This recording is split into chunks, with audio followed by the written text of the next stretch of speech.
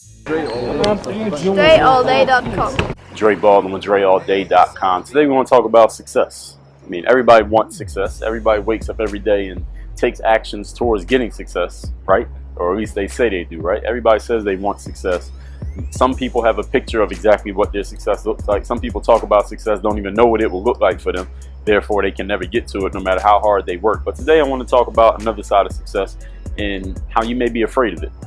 How you may be doing things right now in your daily life that is sabotaging your own success because you have an underlying fear of success, which you haven't diagnosed that you have this fear. But I'm gonna help you diagnose it because I'm gonna tell you 3 things that you may be doing that will show you that you may possibly be afraid of success, and maybe the exact reason why you're sabotaging your success and the exact reason why you are unconsciously undoing your own success. So therefore, it's like you're running on a treadmill. You take 2 steps forward, but the belt is going you 2 steps back. So no matter how hard you run, you're never moving, you're never actually making progress. So check yourself for these to see if you are indeed afraid of success. Number 1 trait that you may have about yourself that shows you are fearing success is that you downplay your achievements, or you allow other people to downplay your achievements and you accept their downplays of your achievements.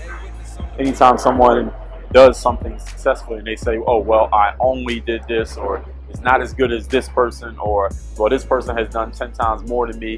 These are downplays of your success. There's nothing wrong with you achieving something, even if you consider it small, and appreciating it. Just appreciate your achievement. Even if you're trying to do 100 times more than what you've done so far, you can still say, even if you got 100 times more to go, you can still say, look, I did a good job getting this far.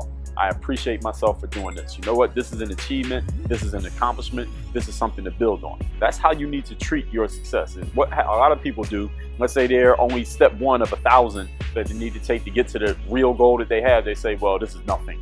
I haven't done anything yet. I still got to do all these things. This is nothing compared to this person. At this pace, I'm not going to get there. I still got to do all these other things. They downplay their own success. They're disrespecting their success. And you know what happens? You ever been in a relationship with somebody who was disrespectful? Or ever seen somebody in a relationship where a partner was disrespectful? What happens? Usually, that relationship doesn't last long, right? Usually somebody gets away from that relationship because they're like, all right, you're not respecting me. You don't appreciate my presence. You don't like me being here. Every time I'm here, you got something negative to say. No, I'm going to go somewhere else and find a better relationship. That's the same thing success does to you when you are not respecting your successes. And a small success is still a success. It may be small, but it's still a success. So you got to start respecting your successes. When you achieve something, you achieve it. You know what? Great. I did this. It's done. This is a step. Maybe 1 step out of 1,000, but it is still a step. I appreciate this step. This is a good thing. I will accept this, appreciate it, recognize it, and then I'll move on to step number 2. If you're disrespecting your success by not acknowledging or you're downplaying your successes, that's the reason why you're on the treadmill, not moving forward, even though you may be working very hard. Number 2, you may be afraid of success if the only goals you aim for are goals that you know you can reach. Now, this is something, if any of you have ever listened to an audio book or a course or read a book or heard anyone talk about setting goals, hopefully they told you that you want to set goals that are out of your reach, beyond your reach. Goals which you cannot reach being the person who you are right now. See, the goals that you need to have, at least your ultimate goals, because you can have intermediate goals that work their way up to it. Your ultimate goals need to be goals that, as the person you are today, you can never get there.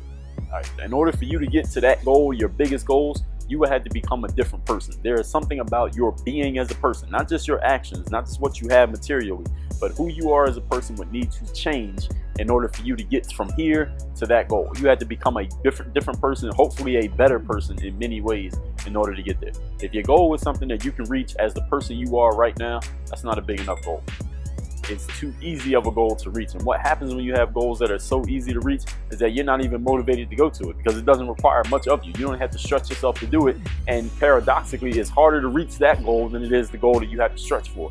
Another reason is because there's going to be a lot more competition for the easier goal, for the simpler goal, than the one that you have to stretch for. Because most people never stretch themselves. One reason is because they see how hard work it is going to be. They don't want to do it. Another reason is because they're not aware of the fact that they could push themselves to stress themselves. So if you're setting goals that are not requiring you to become a bigger, better person, you may be afraid of success. You're setting goals that are too easy, quote unquote, for you to even have to make yourself better. How are you going to succeed? How are you going to go further if everything you're doing requires you to just stay exactly who you are? That doesn't even make sense, does it?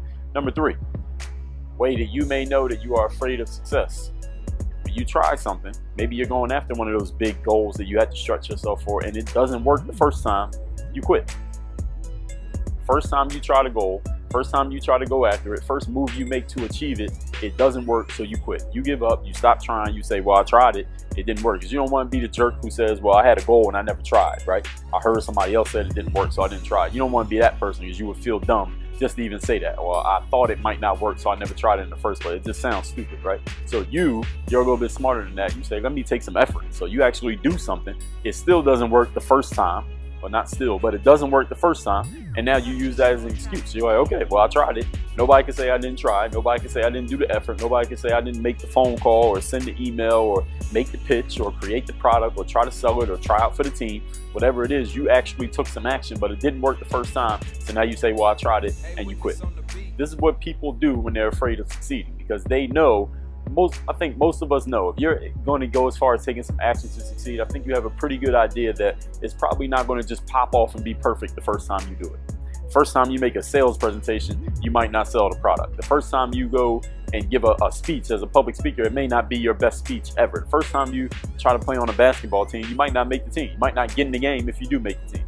Not everything is going to work out the very first time you do it perfectly. Usually it's not going to, especially something that requires some stretching and some skill. You got to get better at it. You got to do it over and over again. So if you try once and you give up, it's because you're afraid of succeeding in the first place. You're just using that as a convenient excuse to say, I gave it a shot, knowing that it wasn't going to work out the first time. Because everything I just told you a moment ago, you kind of already understood that.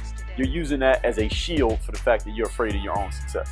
So you need to check yourself for these three things. If you find yourself doing any of these, embodying any of these traits, that means you have a fear of success that you need to get over. And I can help you out with that a whole lot. You take my course called the Bulletproof Mindset. Get more details, everything you need to know about it at dreallday.com/bulletproof. That's the Bulletproof Mindset. That's my course. Everybody work on your game. dreallday.com.